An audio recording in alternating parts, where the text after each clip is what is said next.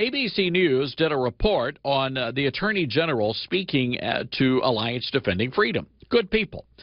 But here was the headline from ABC News. Jeff Sessions addresses anti-LGBT hate group. They called them a hate group. It was absolutely a lie. It was false information. And, of course, Alliance Defending Freedom is now demanding an apology. And Senator James Lankford is demanding an explanation. Senator, welcome to the program on the Newsmaker line. You're pretty upset about this. Well, I am upset about that, and it's not trying to censor the media or tell them what they can and can't print, but there is a responsibility from journalists to be able to look at it and to be able to get the facts and report the facts, and clearly Alliance Defending Freedom is not a hate group. They may have different beliefs from some of the people at ABC News, but they certainly don't fall within the bounds of what anyone would define as a hate group. But, Senator, a number of other organizations, just like Alliance Defending Freedom, have been labeled a hate group by the Southern Poverty Law Center, Family Research Council, American Family Association. How do you stop that from happening? Well, obviously, Southern Poverty Law Center can say whatever they choose to say. That's up to them. Welcome to America. They can choose to speak it. But it's very different for a journalist to be able to say that and to be able to join in on them, or for parts of our own federal government to be able to take the definition of the Southern Poverty Law Center, which has actually happened, and said, if you want to know what a hate group is, contact them. We don't outsource that. In fact, even during the passage of some of the hate crimes bills, actually, Patrick Leahy, a very outspoken liberal from Vermont, stated during that time period that we can't judge people based on what they believe. It is an actions-based thing. And so to be able to say that ADF, they don't have the right beliefs, so they're a hate group, I find extremely inconsistent with the basic value of you get a chance to believe what you want to believe, and you can speak out on how you want to be able to speak out, but we don't try to shut people down based on what they say. So, Senator, you wrote a letter to the president of ABC News. What did you tell James Goldston?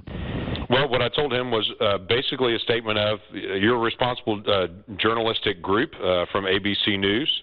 Here's who ADF is, in case you don't know. Here's what they stand for and what they're all about. And I would challenge your belief that they are a hate group, and I would encourage you to watch your editorial conduct. That we in government, you in the journalistic world, have a responsibility, and we should fulfill our responsibilities.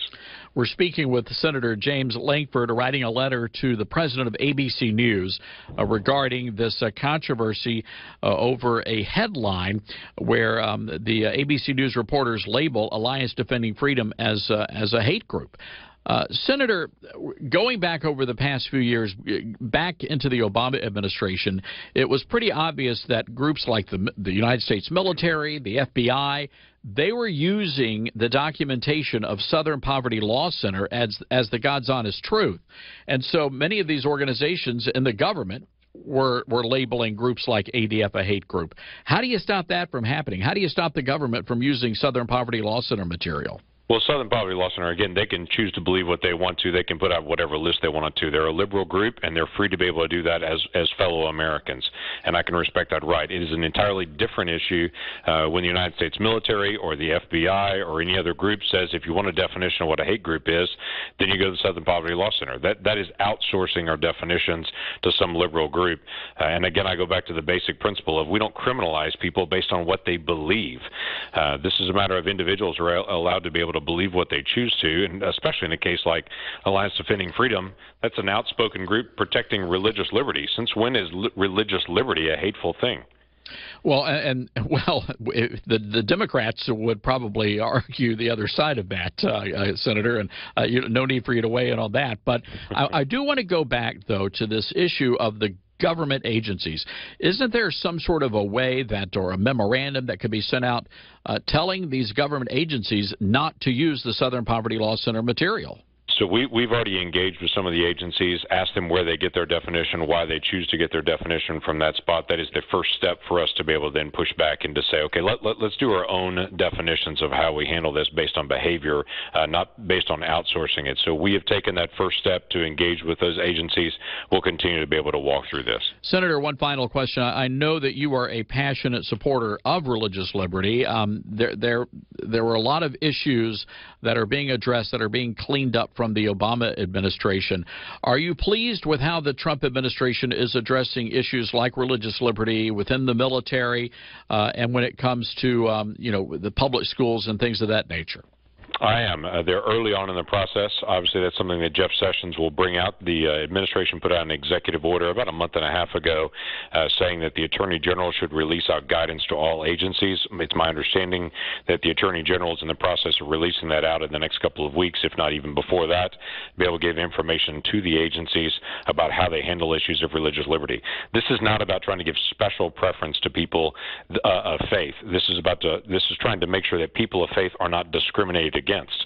This goes back to what the Supreme Court even made the statement on recently on the Blaine Amendment case coming out of Missouri, that just because it's a faith-based group, the federal government can't discriminate against them and say there's some kind of wall of separation so we get to discriminate against them.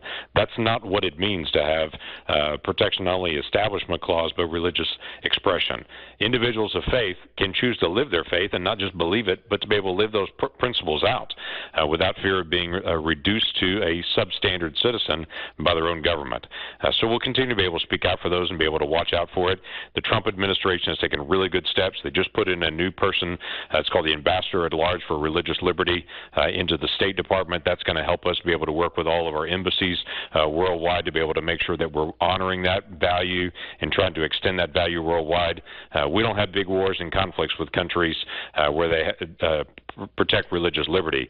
We have big wars and conflicts in places that end up being dictatorships on their own people, and they push into other places, and it's often expressed by religious intolerance in those places.